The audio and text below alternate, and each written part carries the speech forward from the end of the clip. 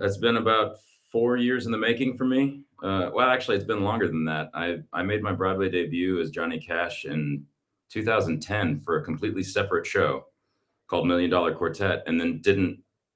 I'm not a tribute artist or anything. Just a regular actor, and I didn't touch Johnny Cash again for another decade. And then 4 years ago, the director, Des McAnuff, called me and said, I got a project and let's work on it together. And I'm looking at a very large pair of black cowboy boots that they're big boots to fill. I will say that.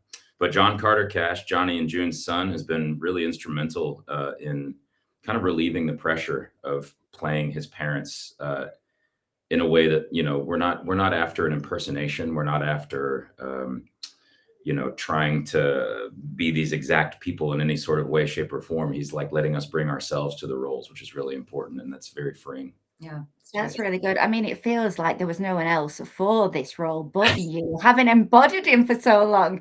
Have you took those cowboy boots off? Unfortunately, they're grafted to my feet at this point.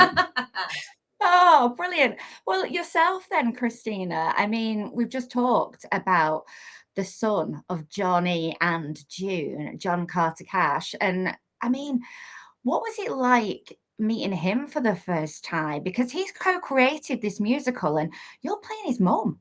it is very, very daunting. I have always been a big fan of June Carter and the Carter family and Johnny Cash, and I well knew their story, but nothing prepares you for actually meeting John Carter Cash. For me, it was looking up because, of course, he's quite tall, and boy, oh boy, he's got his daddy's eyes. It's weird. You look at him, you're like, oh my God, that's it. It's striking, very striking, and those eyes. No, wow. And I had to take a moment. In fact, we were doing an interview, and I kind of had to stop and say, I just want to say is that, thank you. I'm so grateful to be doing this. I am genuinely a huge fan of June, and I think she's just an incredible, singer and songwriter. Yes, but just the most delightful, joyous, beautiful human. And to get to tell her story, and the way John Carter Cash wanted it told. The really an in-depth, truthful telling of his mother's life, his father's life, their life together. So it's a blessing. It's like I said, it's very daunting, but it's so deeply cool as well that every day I get to take the stage and share this story with the audience. So yeah, I get to watch her do it, and it's really great. Yeah, We have the best seat in the house. oh. I mean, it is great because it is a story. It is a love story. They are incredible musicians, performers, but you're seeing it through the son's eyes, which, like you say, is something different than we've seen before. Yourself, though, Christina, I mean, you can do pretty much any voice because I have seen you. All right. Okay. So we're talking My voice. Garland, Celine Dion. So I'm betting June isn't really a challenge, but I have heard the auto harp is giving you a few bruises. Yeah, and this is getting around. I mean, I have told too many people myself. I think I've done this to myself. Yeah. Riot. Yeah. So yes, and I will just tell everybody I'm not doing a June Carter impression, but I'm trying to get her essence, and sing in her style. The auto harp, she's got that on me though. I have tried, and I am not very good. I'm not very good, and it's partially because I am just extra petite. And the auto harp, I mean, I asked for a child size one, and they said no. What can you say?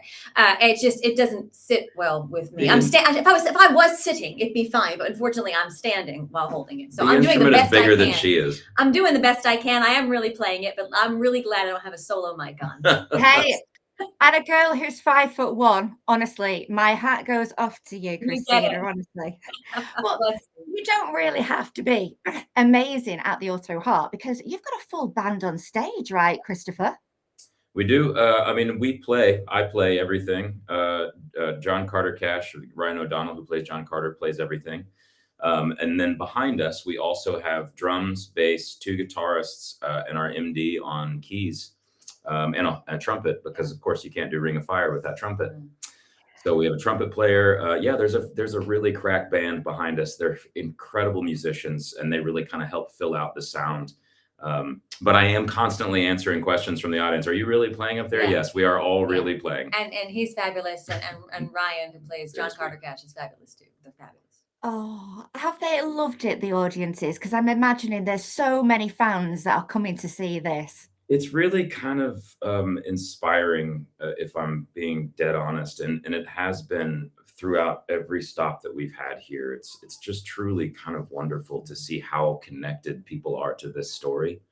I think, you know, the IP, you know, Johnny Cash's name and June Carter's name, they bring people to the seats, but by the time they leave those seats, I think they're here for a completely different reason. Yeah. And to watch them connect to this love story, to watch them connect to this story of redemption, and to see, you know, I can see everything. If you're an audience member and you think we can't see or hear you, you're wrong. We can see and hear everything, but we can see tears in people's eyes, and there's tears in our eyes, and it's a really beautiful story, and I think that's the most important part of what we are doing here. Aside from how fun the music is and how iconic the characters are, it's really a story about love and redemption. Oh, it sounds absolutely gorgeous, but I've got to say the people are going to love the music. There's about 35 of those tracks in there. I mean, you Fact. work some, they work you hard.